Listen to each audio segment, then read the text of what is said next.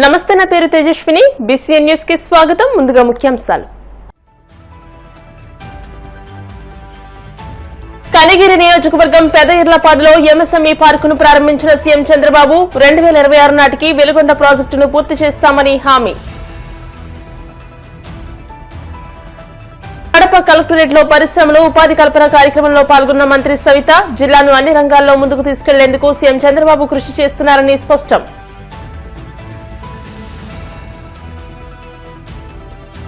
తిరుమల లడ్డూలో కల్తీ జరిగిందంటూ కూటమి ప్రభుత్వం దుష్ప్రచారం చేస్తోంది. ఆగ్రహం వ్యక్తం చేసిన మాజీ మంత్రి వెల్లంపల్లి శ్రీనివాస్.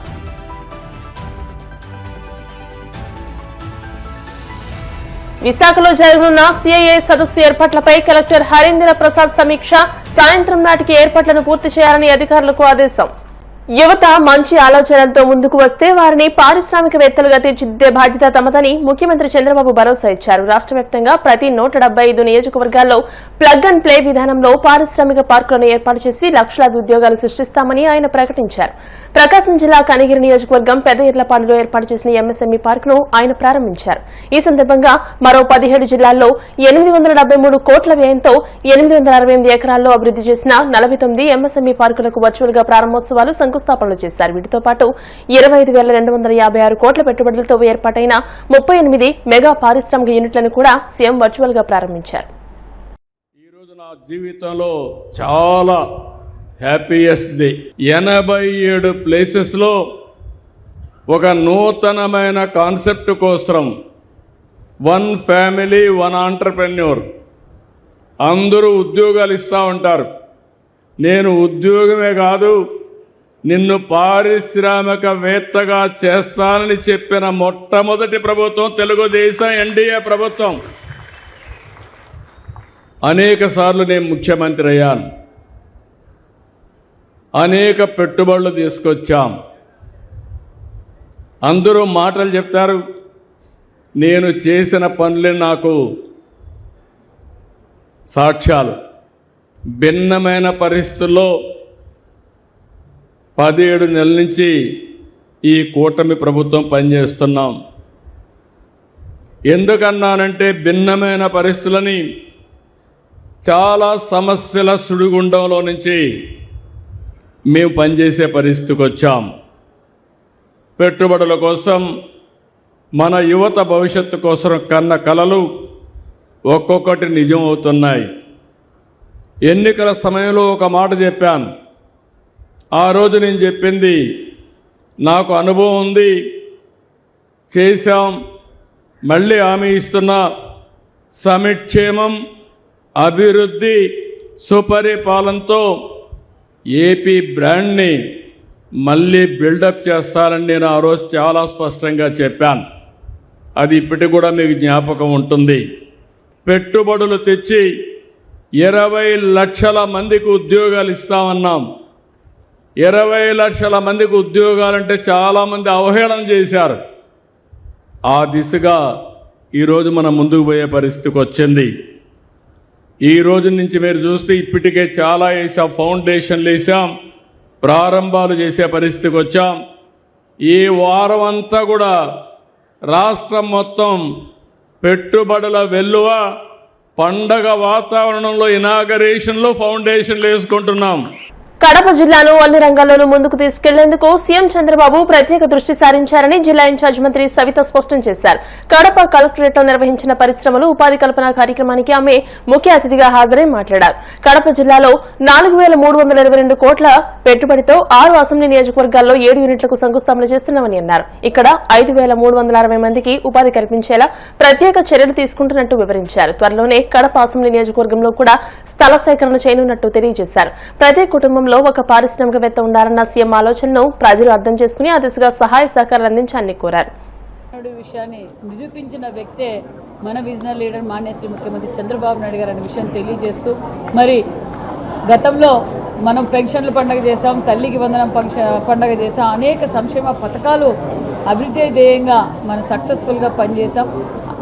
సంక్షేమ పథకాలే కాదు, సంపద కూడా సృష్టించాలి. సంపద సృష్టిస్తానే ఈ రాష్ట్ర భావితరాల భవిష్యత్తు రూపకల్పన చేయాలి, వారి భవిష్యత్ బాగుండాలంటే మరి పరిశ్రమలు రావాలని గ్రహించిన విజనరీ లీడర్ మాన్యశ్రీ ముఖ్యమంత్రి చంద్రబాబు నాయుడు గారు మరి ఈరోజు రాష్ట్ర వ్యాప్తంగా కూడా మరి ఈరోజు శంకుస్థాపనలు ప్రారంభోత్సవాలు కూడా జరుగుతున్నాయనే విషయం తెలియజేస్తూ మరి మనందరికీ తెలుసు మరి విశాఖలో వైజాగ్లో CCI సమ్మిట్ జరుగుతూ ఉంది.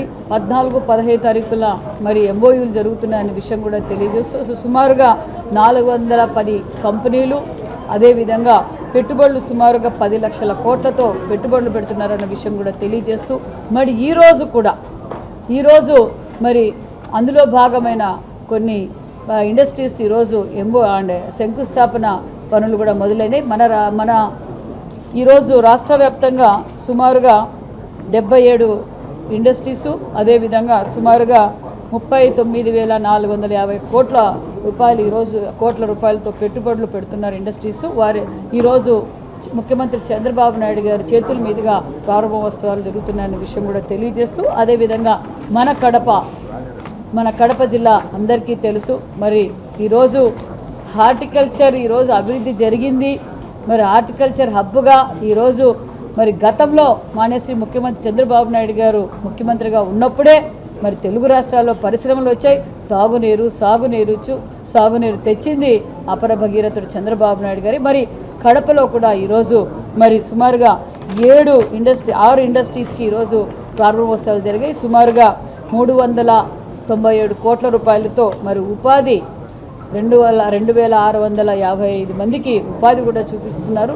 మరి ఇండస్ట్రీస్తో కూడా ఇంటరాక్ట్ అయ్యాం. వాళ్ళు కూడా చాలా అభినందంగా మేము ఈరోజు పెట్టుబడులు ధైర్యంగా పెడుతున్నాము అంటే ప్రపంచ దేశాల నుంచి ఈరోజు ఆంధ్రప్రదేశ్కి పెట్టుబడులు పెడుతున్నారంటే ఒక నమ్మకం. అక్కడ చంద్రబాబు నాయుడు గారు ఉన్నారు, ఖచ్చితంగా ఆయన అన్ని విధాలుగా ఆదుకుంటారు.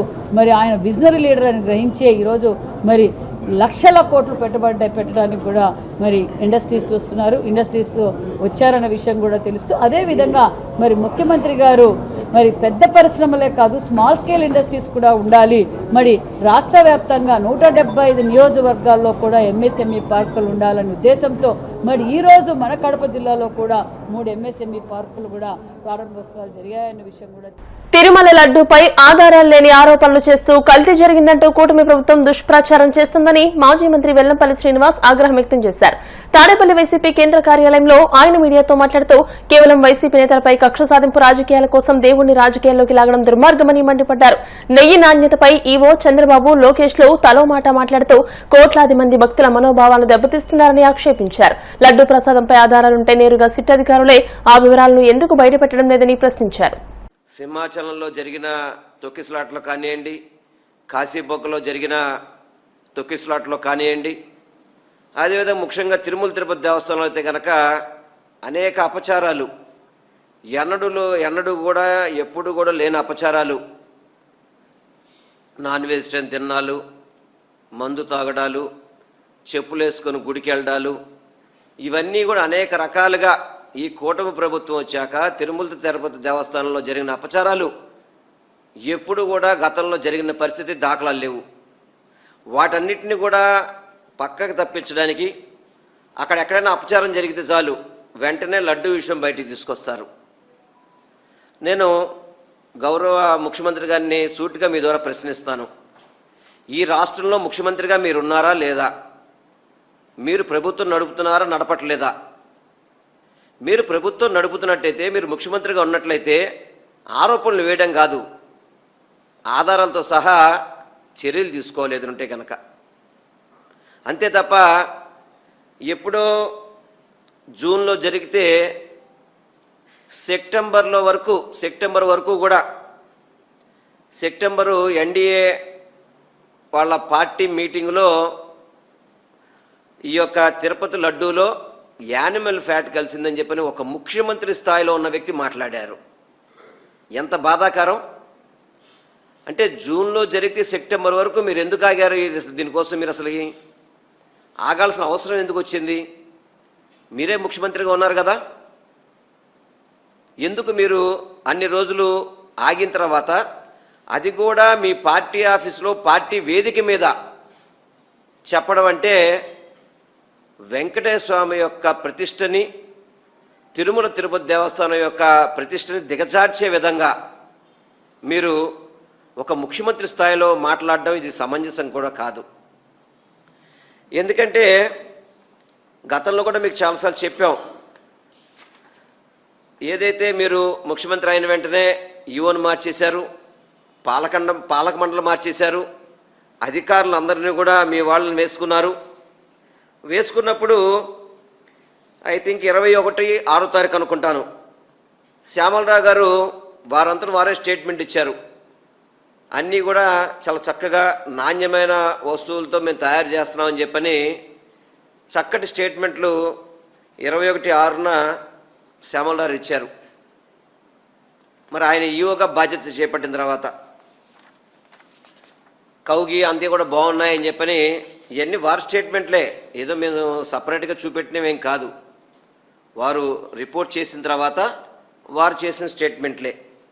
ఆ తర్వాత అదే శ్యామలరావు గారు కొన్ని రోజులు పోయిన తర్వాత దాంట్లో మన వెజిటేబుల్ ఫ్యాట్ ఉందని చెప్పడం కానివ్వండి, ఆ తర్వాత ఎప్పుడైతే ముఖ్యమంత్రి గారు యానిమల్ ఫ్యాట్ అన్నారో మళ్ళీ తర్వాత ఆయన స్వరం మార్చి యానిమల్ ఫ్యాట్ అని కానివ్వండి, అనేక రకాలుగా అటు ఈవో గారికి కానీ, ఈవో గారి మాటలకు కానీ, చంద్రబాబు మాట్లాడిన మాటలకు కానీ, లోకేష్ మాటలకు కానీ ఎక్కడా పొంతనం లేదు. కేవలం రాజకీయ దురుద్దేశంతో ఏదో వైఎస్ఆర్సీపీ పార్టీ మీద, వైఎస్ఆర్ కాంగ్రెస్ పార్టీ మీద బురద జల్లాలని చెప్పని, కేవలం బురద జల్లి ఈ వైఎస్ఆర్సీపీ పార్టీని ఏదో బ్యాడ్ చేద్దాం ఆంధ్ర రాష్ట్రంలో అని చెప్పని మీరు ఆ విధంగా వైఎస్ఆర్సీపీ కోసం అని చెప్పని వెంకటేశ్వర స్వామి గారి యొక్క ప్రతిష్టని దిగజార్చడం అనేది చాలా బాధాకరం కూడా. 4 లారీలు రిజెక్ట్ చేసామంటారు, మళ్ళీ దాంట్లో 4 లారీలు వాడామంటారు. మీరు ఒకసారేమో యానిమల్ ఫ్యాట్ అంటారు, ఒకసారేమో మన వెజిటేబుల్ ఫ్యాట్ అంటారు, ఇప్పుడేమో రసాయనాలు అని చెప్పని మళ్ళీ నారా లోకేష్ గారు ట్వీట్ చేస్తున్నారు. అంటే మీరు ప్రభుత్వంలో ఉన్న వ్యక్తులు సరైన స్టేట్మెంట్ ఇచ్చే పరిస్థితి లేదా? ప్రతిరోజు కూడా తిరుమల తిరుపతి దేవస్థానం మీద ఇదే లడ్డూ మీద జరిగిందని చెప్పని ఒక్కొక్క స్టేట్మెంట్ ఇచ్చి భక్తుల మనోభావాలను దెబ్బతీసే విధంగా మీరు ఈ కార్యక్రమం చేయడం చాలా బాధాకరం కూడా. ఎందుకంటే నేను చంద్రబాబు గారిని కానీ, నారా లోకేష్ని కానీ, అదేవిధంగా సనాతన ధర్మం చెప్పే పవన్ కళ్యాణ్ గారిని కానీ, వారు కూడా ఆ రోజు ప్రాయశ్చిత్త దీక్ష అని చెప్పని అయాం సనాతని సనాతని సనాతని అని చెప్పని 10 సార్లు చెప్పుకున్నాడు ఆయన కూడా. మరి వారు ఎక్కడైనా కానీ సుప్రీంకోర్టు మిమ్మల్ని అడిగింది కదా, ఒక ముఖ్యమంత్రి స్థాయిలో ఉన్న వ్యక్తి ఆధారాలు లేకుండా ఏ విధంగా మీరు ఈ విధమైన స్టేట్మెంట్స్ ఇస్తారని చెప్పని. ఈ నెల 14, 15 తేదీల్లో విశాఖలో జరగనున్న భాగస్వామ్య సదస్సు ఏర్పాట్లను 12వ తేదీ సాయంత్రం నాటికి పూర్తి చేయాలని కలెక్టర్ హరీంద్ర ప్రసాద్ అధికారులను ఆదేశించారు. ఉపరాష్ట్రపతి, గవర్నర్, ముఖ్యమంత్రి, కేంద్ర మంత్రులు హాజరు కానున్న నేపథ్యంలో పక్కా ఏర్పాట్లు చేయాలని ఆయన సమన్వయ కమిటీ సమావేశంలో సూచించారు. ముఖ్యమంత్రి 12వ తేదీ రాత్రికే నగరానికి చేరుకుని 13వ తేదీన సిఐఐ అధికారులతో సమావేశమవుతారని తెలియజేశారు. ఇప్పుడు కాసేపు ప్రకటనలు.